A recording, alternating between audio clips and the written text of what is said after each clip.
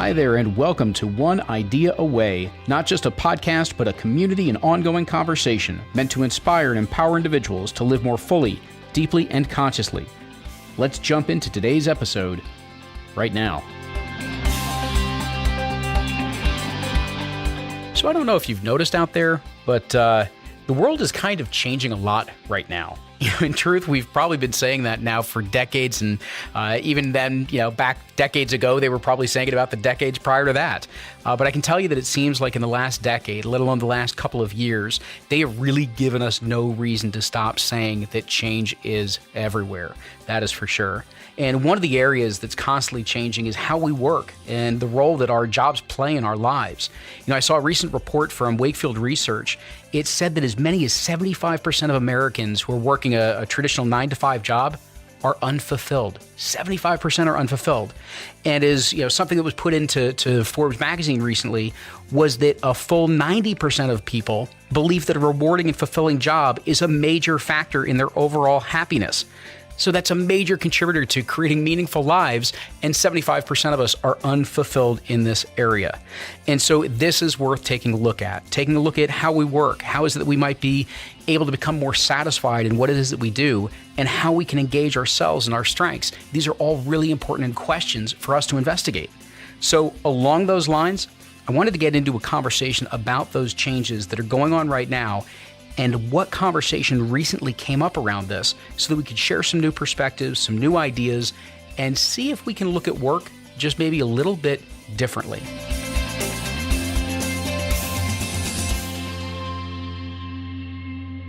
And so to do that, I want to welcome Dr. Beth Linderbaum to the show. Dr. Beth Linderbaum is a managing consultant through the Right Management practice with the Manpower Group. She has over 15 years of experience in the area of talent management. Her passion is helping employees, leaders, and teams grow. She earned a Ph.D. and an M.A. in industrial and organizational psychology. She's a certified retirement coach, Gestalt professional certified coach, associate coach, certified coach with the International Coach Federation. Frankly, a coach after my own heart in this regard. She is published in the International Journal of Organizational Analysis and Journal of Management, and in her coaching practice, she joins people on the journey of discovery. Her philosophy is based off of a quote from Edith Wharton, which claims, "There are two ways of spreading light, to be the candle or the mirror that reflects it."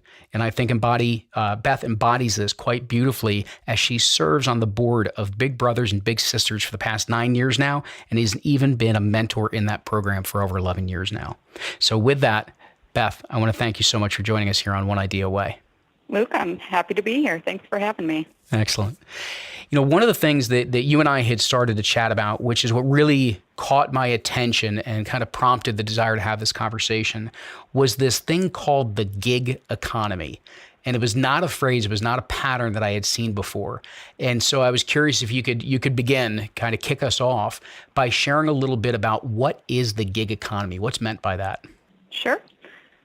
So the gig economy, when we talk about that, it's really this rise of more non-traditional forms of work. So when I think about the gig economy, it's kind of what we call at Manpower next-gen work. It's kind of the part-time work, the freelance work, independent contractors, on-demand work, all those new forms of working that are starting to emerge. And I would say one of the key drivers of this is that employees today are looking at traditional working situations and saying, that's not what I want anymore. And they're having a hard time finding what they want. So that has really led to an increase in this kind of gig mentality of, hey, rather than going to a 9-to-5 job, I'm going to start working some smaller gigs and kind of piece together a work environment and a set of work that works for me and works for my skill set. It's been interesting to see how this has begun to emerge, and maybe if you could go a little further into how is it that it seems like some of the values within the workplace and the values that we have around work have shifted? Because I think what you're really getting at is this shift that's going on where people are looking at a different quality of life that they're looking for now. And so I was wondering if you could just share a little bit more about what you're seeing and how those values have shifted within the work environment. Yeah. So I think it's funny because I started reading about this in graduate school, and the literature even dates back to 1980. So it hasn't been something that happens overnight. It's actually something that's happened over time. And I think there's a lot of different factors, and some of it's just shifts in the workforce and the skills needed in the workforce.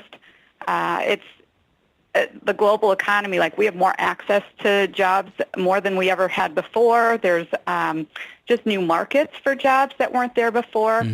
And I think another key is around younger generations watching their parents grow up. So a lot of the boomers had a lot more loyalty. And as organizations had to shift, they had to make tough decisions and actually lay off some of those workers. So I think that's been kind of pinpointed as that first thing that started to really shift the needle in how we view our relationship with work or our psychological contract with our employer. So before it was one of a lot of loyalty, where today it's much more about, okay, we know that organizations have to make shifts, and those shifts may or may not include my skill set. So as an employee, I have to start taking a lot more ownership for my career. And when I'm looking at my career path, and we're seeing this trend happen more and more, I might not be able to stay at the same company to get the development or learning that I want to build my skill set. It's interesting because I think part of what that shift is, obviously the organizations are under different pressures than they ever used to be, and some of the changes that take place economically as well as within the kind of the skill set that we need at work changes, it seems like, relatively rapidly, at least it seems that way, at least when we're going through it. And it created more of that need of kind of the on-demand workforce. Of course, that's contrary to what most employees would like to see, but it gave rise to this gig economy. But I like the way that you said it in terms of ownership over your career, because I think that's also one of the things that I've seen, which is that individuals are starting to almost think of themselves as a business of one, might be a way to frame it. And, how is it that I as an individual am going to position myself over the 30, 40 years that I want to run the business of me, I guess you could say. And so I'm just kind of curious of, what's some of the groundwork when you say take ownership over your career. What would you say is some of the, the foundation of how is it you can go about taking ownership of your career in this way that allows you to thrive in the gig economy? Yeah, it's funny because one of the things that you've probably heard is that whole idea of your personal brand. So before it was all about the company brand, and now it's all about what's your personal brand that you carry with you, and how do you build that brand over time. So I know that that's something even when we're helping with some of the career transitions, some of the coaching and workshops that we do are all about helping individuals build that brand and help them be able to articulate their career goals and aspirations in a way that helps move them towards that brand or that end goal that they want to achieve.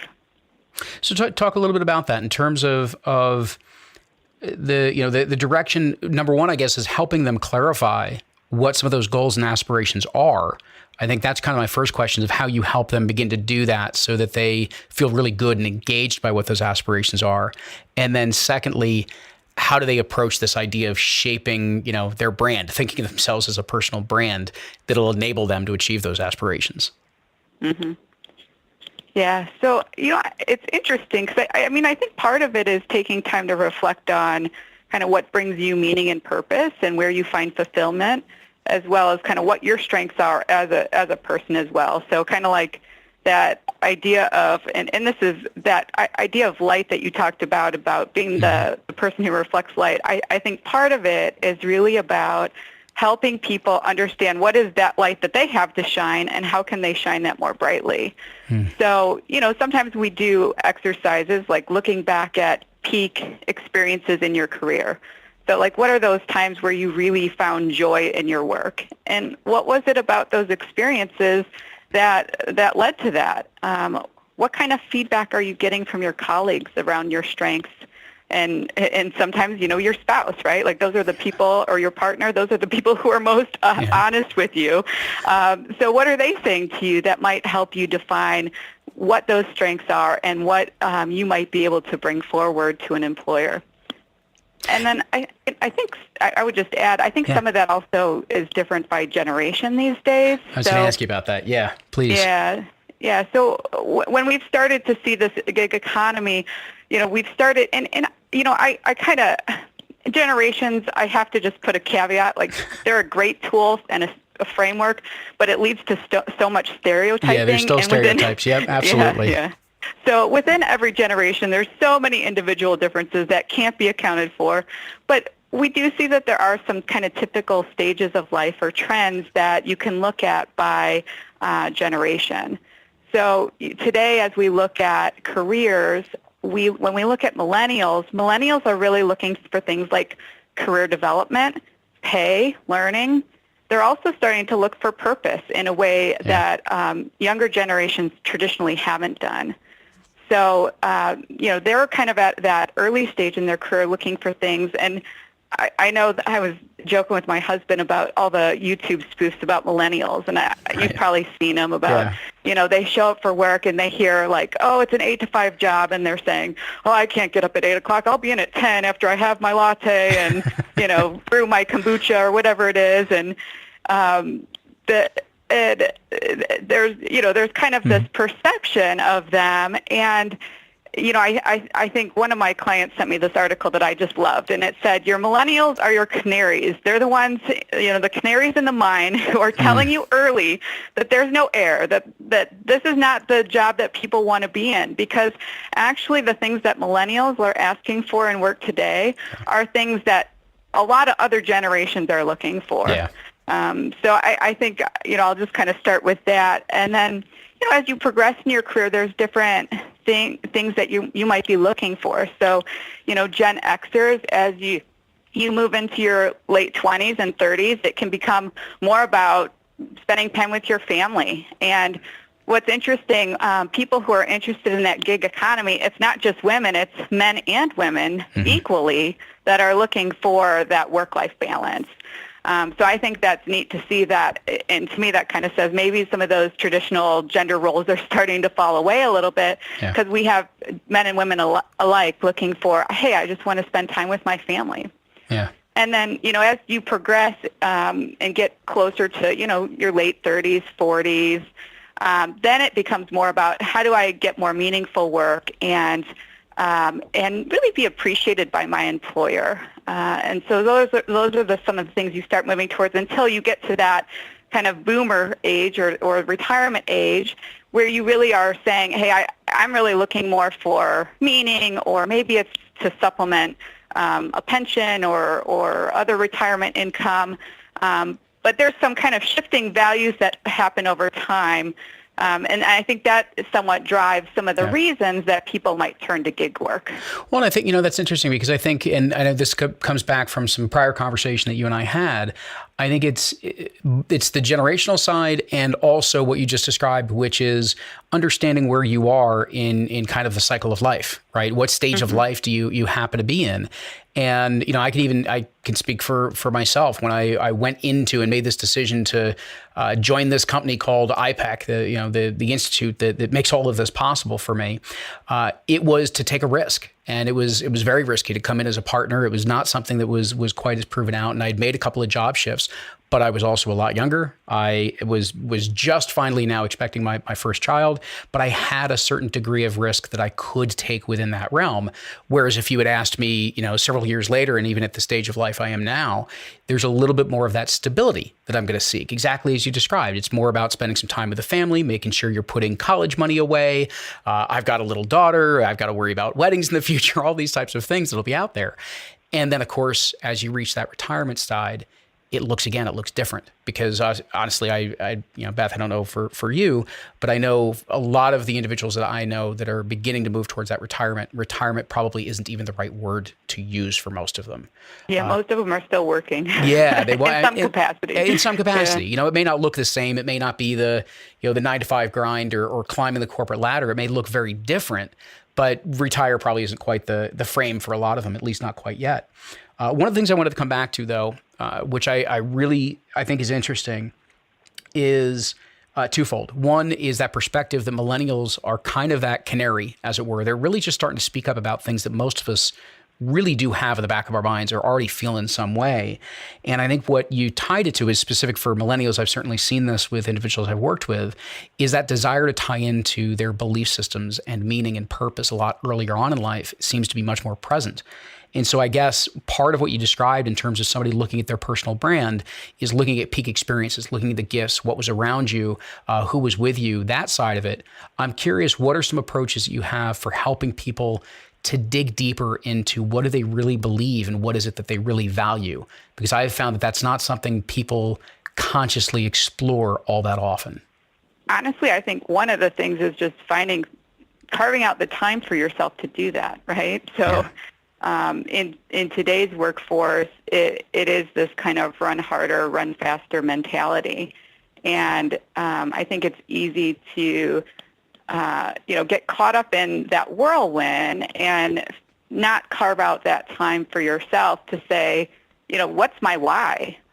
So there's that book, The Power of Why, which is a great tool for kind of understanding, like, not just what am I doing, but why am I doing all this stuff? So I think part of it is carving out that time to have that reflection as a first step.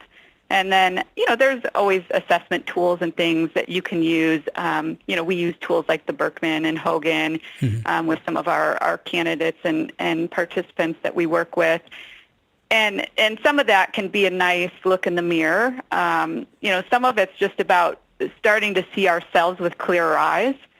And also it's about understanding the lenses through which we see the world. So, and that can be a hard thing to do, right? Because those are things that are sometimes it's hard to see because they're, if you think of it as a pair of glasses, you don't see your glasses. They're on your face. They help you see and you see through them. So, sometimes in the coaching that I do, I really spend a lot more time just picking one thing and going deeper and carving out that time. And I find that sometimes going deeper versus faster gets you a lot further. It does, because, it's interesting because when people start to go through that process, and I having been there with clients in the past, of recognizing that actually if we spend that little bit more time now that might seem like we're moving maybe a little slower to go deeper, the amount of time this is going to save you in the future in terms of what you know about what you're looking for and what's really going to resonate with who you are and how you think you want to work and live and play in this world right now. It's a much more impactful type of experience. It also leads to a lot more conscious choices about what they do next and where they go. And it's interesting that you talk about it from that standpoint of the lens through which you see the world. That's actually very the heart of some of what we talk about on the show, let alone my own work, is to explore that side of consciousness, to really understand, hey, wait a minute, what color are my glasses? What really is out there? And I think, and I guess the piece that I wanted to go towards around this that I'm curious about from your perspective is, so often I see individuals that are looking to make changes in their career, whether it be a completely different type of position, maybe it's just a different company or what have you. And what they don't realize is it's the old adage of wherever you go, there you are. They never really looked at what they needed to clear out so that they could walk into whatever that next position is in a very fresh mind, a very clear set of eyes. And I'm curious what you've seen and how do you approach that to help people really be prepared that whatever you move into next, you're moving in there almost with that beginner's mind or that fresh mindset so you can truly experience what's new and not through all of the kind of the stuff, the experiences that you might be bringing with you. How do you help them clean that slate?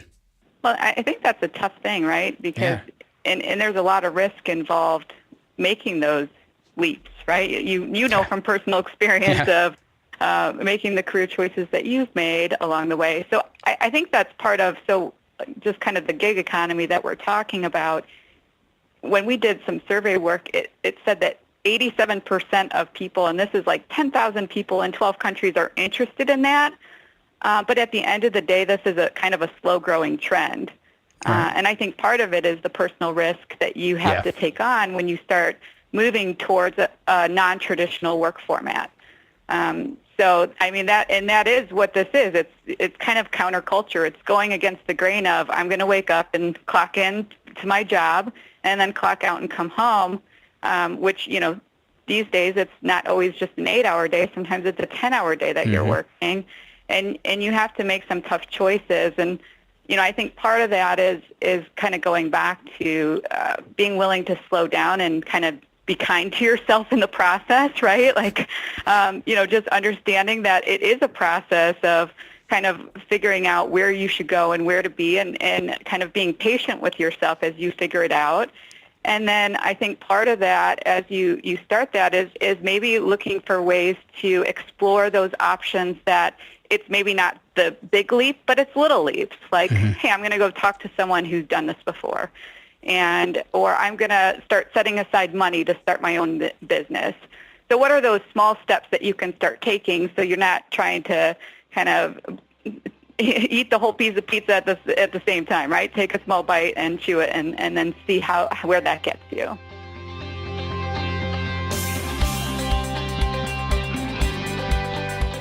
What I think you realize is that this show is about beginning a conversation.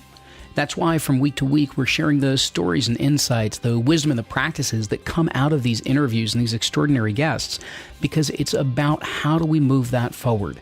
So how do we continue that conversation, specifically to see how this can make a meaningful difference in our lives and in our relationships and within our careers. This is about taking it forward, not allowing these episodes to just be a moment in time, but to allow them to really, truly begin to affect your life. And so I want to invite you to join One Idea Away. And don't worry, the membership is free. Just go to oneideaaway.com/join. You see, when you do that, you're going to get access to a couple of things. First is that every single week you will get that correspondence, the email from us to let you know what's going on. But in it, I share different personal stories and insights, things that are going on for me on a day-to-day and week-to-week basis. And so you're going to start to glean some things. There may be some behind the scenes stuff that's going on with the show. You're going to hear a little bit more of some of the work that I've even done with my clients that I'm now exposing through these emails and these newsletters. And what it's also attached to is kind of number 2, which is that we're releasing these weekly momentum builders, these connection exercises that allow you to take these concepts, these practices, some of the lessons you learn on this show as well, and apply them to your life, to take them deeper, to reflect on them more deeply than ever before. So it does make that meaningful difference. What you're also going to do is get an invite to our private Facebook group where the whole community of One Idea Away, so the listeners of the show as well as the contributors we have on our website, all of the members that we've got as part of this community, continue this conversation on that day-to-day and week-to-week basis, including offering support to one another. You'll get invited to that group. You can also find that group by just searching up One Idea Away Community on Facebook and look specifically for the private group. The last thing you're going to do is that when you join, you're going to continually get these invites to the monthly live cast that we've also begun. These are deeper conversations where we get into it with community members, we get into it with experts, and we move the conversation forward from multiple directions on different topics, whether it be on purpose or relationships or career or meaning. And we really dive that down deep. And you've got the chance to interact by posing your questions to us. Throw it in there through Facebook and make sure that we are helping you in a way that really benefits your life, benefits your career and your relationships. And so do me a favor, go to oneideaaway.com/join. I really invite you to get involved. And last but not least, do it because I would love to connect with you. It's so meaningful for me to know how this is touching you, how this is reaching you, and also what would help you even more. So do me a favor, join in, join that private Facebook group, get in touch with me, ask me your questions, and I would love to continue to support you through this show as well as through the One Idea Away community. Thanks so much, and now I hope you enjoy the rest of the show.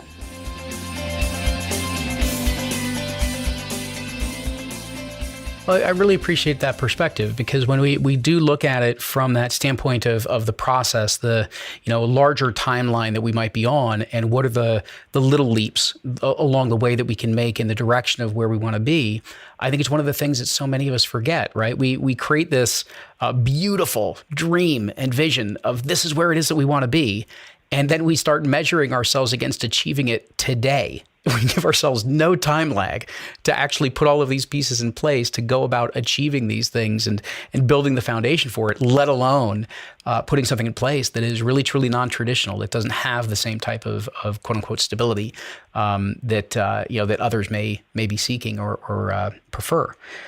One of the, I guess maybe what this does open up is that for how does one begin to, almost how does one begin to investigate that idea of some of these non-traditional routes, whether it be anything from job sharing to just completely, different fields that maybe they never really considered were possibilities, and how that might fit into their life?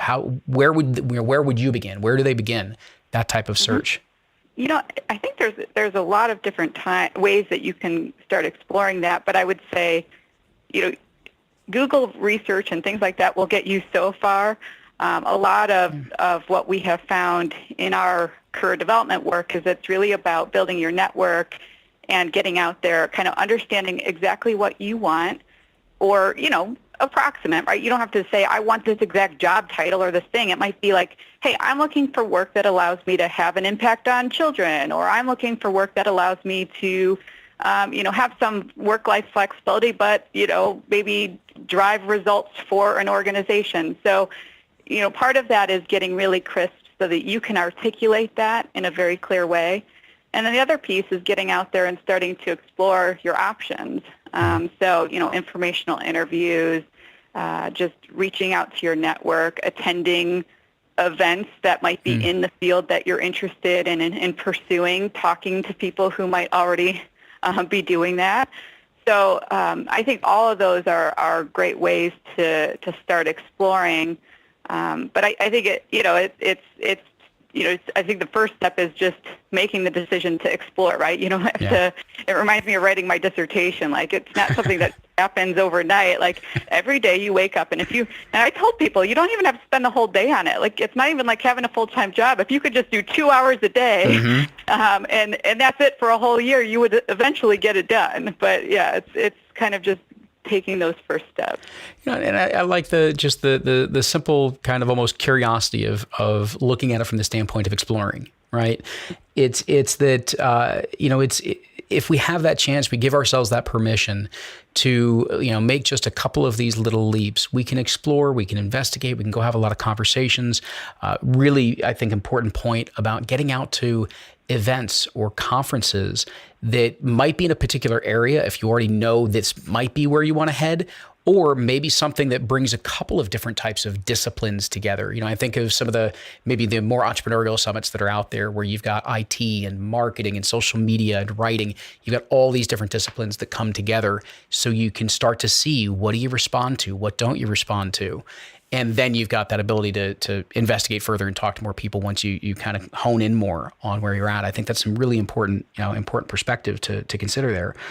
Just maybe, I've got one or two bigger questions that I want to ask you, but before I go there, what would you think, over the next few years, what do you think might be some of those pockets, maybe within the gig economy, that you think are going to be high demand?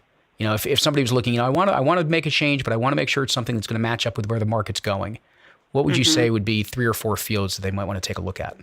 Well, I would say definitely technology is a huge game changer at this point. So when I'm out there talking to clients about their business strategy and hearing from that C-level leader, it's all about what's our digital strategy and how's our digital strategy going to kind of change the face of how we show up to customers and how we use data and how we connect our systems. And so I think there is kind of this digital revolution, if you will, that's happening, that I think it's going to be interesting to see how that plays out for a lot of different industries. Manufacturing in particular might be one that you can really see how that would impact as we get more of technology integrated into those systems. So I think some of those digital skill sets are, I think, particularly important. And on our Manpower site, I think we have this new DigiQuotient. It's your intelligence around being a digital leader or digital person. So that might be a fun little thing to go take. But I think that is a key skill set. And then, I think those typical kind of engineering jobs that are hard to fill. I know we still have clients that struggle with that. So I think engineering and IT are definitely hot professions. Sure. And then the other thing is, I think all of this is going to change the way we work. So I know there's some research out there that kind of shows like what's the likelihood of your job being automated in the next 20 years or whatever that is. You can kind of get your career prospects in case you need to reinvent yourself sooner rather than later. I was glad that IO psychology was one that's going to be around for a while, but they had kind of different projections for different skills, and some of the jobs that millennials may have, they might not even be created yet. So I think there is just kind of a shift that's happening, and I think it's kind of this human plus machine. So like if you look at the evolution of the world and you look at the information age and all the ages that we've had, we're kind of in this weird, like we've called it the human age, we've called it the digital age. We don't know what it is yet, but I think it's probably going to be some like human plus digital combination that comes together, because you need people to sort through a lot of the complexity, and we haven't figured out a way to mimic people and the complexity, their ability to think and process. But then you need that technology too, and that's really advancing how we can do things. So I think it's going to be some kind of marriage of those two, but it'll be interesting to see how it goes down in the textbooks. So. Yeah, it is going to be interesting to see how they frame this period of time. Just even I guess maybe two things that I would even add in terms of what would be, I'm not sure that I would label these as fields, but maybe things to just keep in the back of people's minds. The one thing I think as we move to exactly what you're describing with this kind of digital economy and the way in which we're working is so different with technology and whatnot, is I think it's also the reason why there's an emphasis on how important having experiences are within our lives, right? We don't value material items the way that we value experiences that we have. And I know this is again, a little bit more on the entrepreneurial side of things, but I know one of the things I've been amazed at are the individuals that are going out there and creating different types of businesses that enhance the experiences that we can have in our life, whether that be through an adventure trip or maybe more personal services or things along those lines. That is kind of a growing importance right now, certainly at least where we seem to be culturally. And I think what that relates to is kind of the second point of the things that make people's lives better. There's always going to be a desire for that. So it's just thinking about what are the different ways that people want to improve their lives, whether it be through convenience or whether it be through health or whether it be through having different experiences. Those are the types of things that are always, going to be moving along. It'll always be a different evolution based on where we are, but something to keep in mind. So Beth, the two loftier questions for you, but the first is a real lofty one. I'm kind of curious, with all of these shifts going on, the change in the way that we're working, the gig economy, trying to figure this out, how do you think this changes the American dream?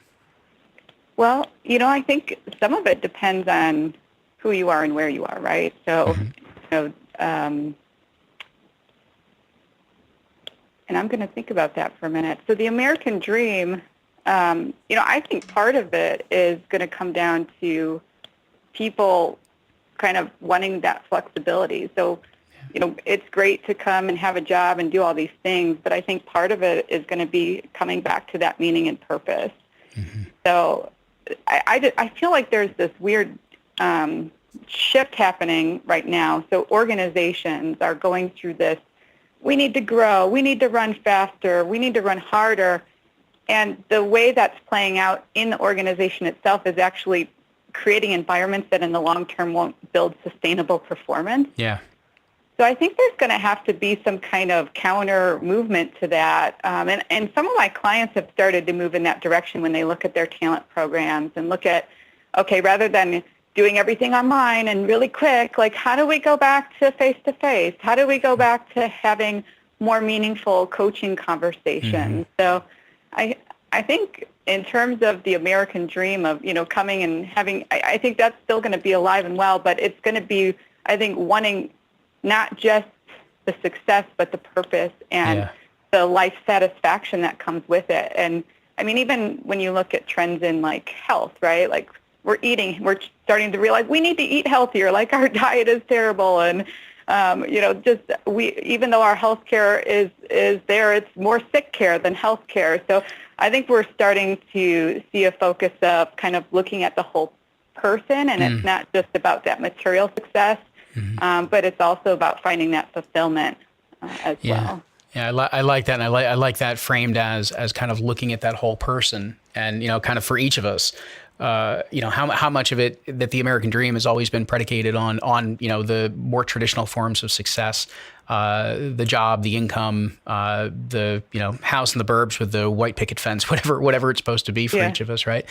And looking more at the whole of who we are. And even the science is coming out every day, to your point about how we work and doing more things in person and getting that touch point. The research is showing things like connection and being in relationship with others, the idea of socially integrating, meaning being in conversation with people on a regular basis and face to face, being able to look at them, eyeball to eyeball. These are things that really, really make a huge difference in terms of how satisfied we are with our lives and whether we feel like we're contributing in a meaningful manner. So I think it's going to be a really interesting impact. I think you're kind of tuned into that. I guess the one other kind of, again, big lofty type of question is that not just from the technical side, but even in what we're talking about in people better understanding their values and their beliefs and their strengths and the way in which they're going to need to rapidly learn throughout the course of their lifetime. I'm curious, how is it, or even an idea that you may have for how is it that the education system ultimately may have to change to be able to support a very different working world? Well, that's a great question, and there's so many things. So the educational system was built to produce workers, right? And I mean, if you think of education today, it's like a little assembly line. You go sit at your desk all day, 9 to 5, and it's interesting because the research actually shows that people who do well in school, while they still might do well in life, they're not the ones who, really excel. It's actually the people who kind of go against the mold and who are a bit more entrepreneurial.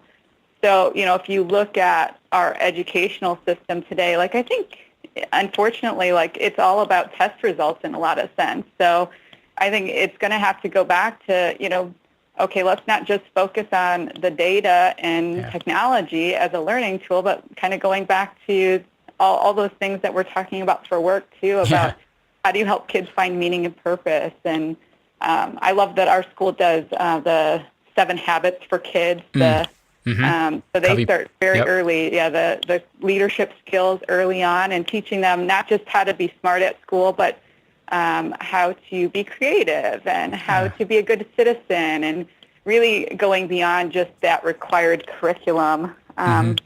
But it's a struggle. My dad was a school psychologist and my mom was a teacher, so all of my dinner table discussions were about the state of education. So you can play them this interview, just don't play them the end of the interview. Well, they'd probably agree with a lot of that. They'd love it, right? Yeah. Yeah. It is. I mean, it's amazing. I think exactly just as you said, there are some cool things that are beginning to be integrated, whether it's some of the 7 habits and some of the Covey work, the number of foundations that are becoming devoted to bringing things like mindfulness and then character education and things like that into the school systems, I think are all great movements in a direction, and hopefully we can find ways of pulling it together, because we're in a different world. To your point, we're not looking to manufacture workers out of our school systems anymore. So I guess just Beth, I guess as we kind of bring this full circle, and start to wrap up our time together, I guess maybe for me, one of the things that I'm just curious for you is, what is it that you really would say, this is what matters most to me in my work right now? Where's that purpose and meaning for you? I think for me personally, it really is about the coaching work I get to do. Sure. I mean, I love being a leader, and you get to have an impact on people in that way. But just those coaching sessions and being able to support people and finding their meaning and purpose, and just holding that space for them so that they can slow down and focus on themselves and see themselves is just such a magical thing to be able to do.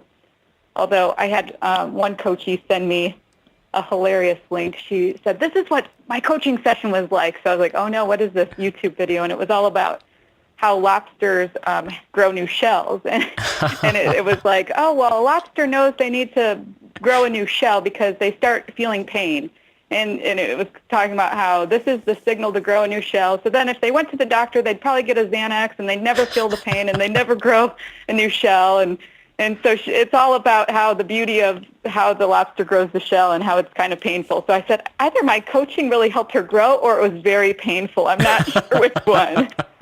Was it a compliment or was it a backhanded compliment?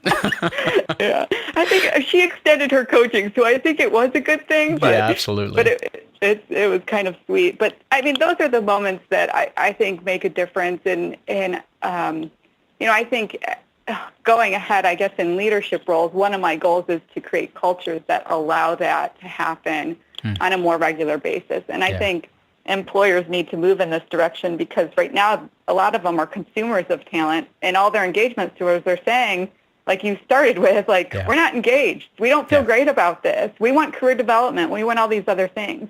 Yeah. So I think employers today need to become builders of talent. So that's kind of my passion for being a leader in that space. I love that perspective. That whole idea of building in that regard. And it's you don't want to lead a group of followers. You want to lead a group of leaders. And you're talking about how do we build that? How do we build systems that enable us to lead and to engage and to work at a very different capacity that we feel great about? So I guess, Beth, what I would like to just say to you is thank you so much for not only dropping by on One Idea Way, but for shedding the light that you spread. Oh, well, thanks for having me. This was fun. For everybody, that's what I would encourage you to do, right? There are two ways of spreading light, to be the candle or the mirror that reflects it. I would encourage you to get out there, to get in touch with exactly what is that light that is inside of you? What is it that you want to let shine that's out there? And then how do you bring that out into reality? This isn't something that we just do on the weekends. It's not something that we just do at the dinner table. It's something that we want to be able to permeate all aspects of our life. And yes, that does include that 4-letter word, work. And so it's investigating. There are so many things that are changing out there right now. And there's a lot that you can learn from, there's a lot you can grow from, and there's a lot that you can begin to incorporate so that you really, truly have that brand, that business of one, to take ownership over your career and see where it will lead you and the meaning that you can create within it. So as always, I want to thank you for dropping by. And until we speak again, enjoy the journey.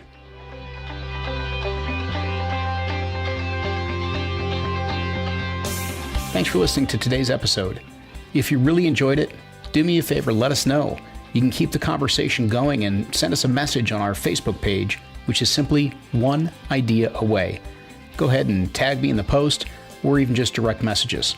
Also, I would be incredibly grateful if you could share this episode along with someone that you believe could benefit from hearing the ideas and the messages that we got into. That's pretty much why we do this. So you can just go ahead and share it from your app or email it along, whatever works for you. The point is to share, to talk, to discuss, and keep the dialogue going, because it's in those conversations that ideas can take hold and create profound shifts in perspective. That's what allows us to live life more fully, deeply, and consciously. As always, we would love to see you post a review for the podcast in iTunes or whichever app you're using. And until next time, remember, you're never more than one idea away from a whole new reality. This is Luke Iorio and One Idea Away, signing off.